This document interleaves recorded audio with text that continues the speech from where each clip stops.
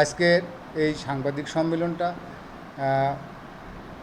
মিরপুর উপজেলা বিএনপির সম্মানিত সভাপতি জনাব আব্দুল হক সাহেব এবং আমার এই প্রতিষ্ঠানের সহকারী প্রধান শিক্ষক নিগার সুলতানার মূলত তার কথাগুলোই আমি বলতে চাচ্ছি আর কি।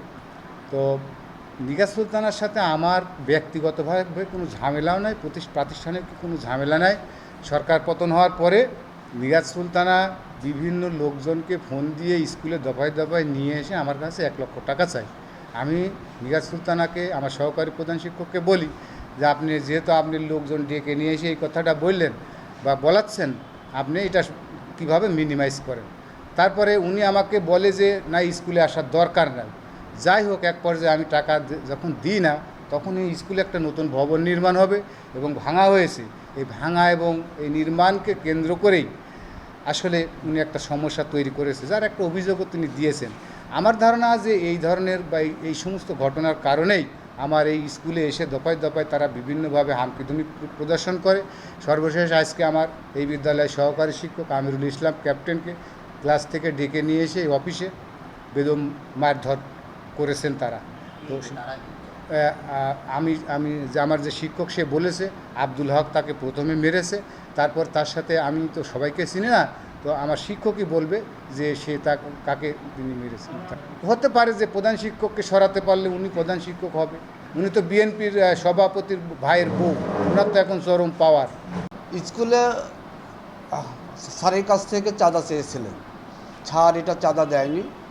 পরে ওই স্কুলের ভবন ভাঙার যেসব সরঞ্জাম ছিল দুর্নীতি হয়েছে বিধায় এই মর্মে একটা অ্যাসিস্ট্যান্ট শিক্ষক অর্থাৎ সহকারী শিক্ষক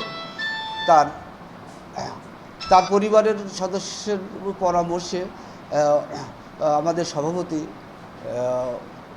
টিওনো সাহেবকে একটা অভিযোগপত্র দেন। দীর্ঘ 10 দিন পরে আমরা কয়েকজন শিক্ষক এটাকে মিউচুয়াল করার জন্য আমাদের সহকারী শিক্ষক মুকুল হোসেন স্যারকে বললেন যে স্যার, আমরা এই অভিযোগটাকে প্রত্যাহার করে নিব, আমরা একটা দরখাস্ত লিখব। তো এই দরখাস্ত লিখে, যেহেতু মিউচুয়াল এখানে হয়ে গেছে, দরখাস্ত লিখে সবার কাছ থেকে সই নিয়েছেন। তার মধ্যে আমিও সই করছি। এই সই কেন করলাম, এই জন্যই আমার উপরে এই হামলাটা হয়েছে। আমার উপর যে মারধর হয়েছে, আমি এর সুষ্ঠু বিচার চাই। সন্ত্রাসীরা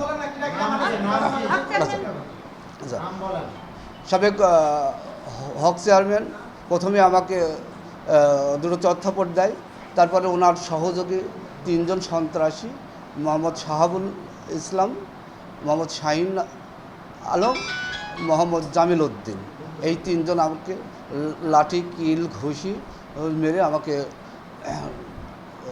আক্রান্ত করেছে। আমি বুকে চরম ব্যথা পাইছি, আমি বেশি কথা বলতে পারছি না। আমি এর সুষ্ঠু বিচার চাই।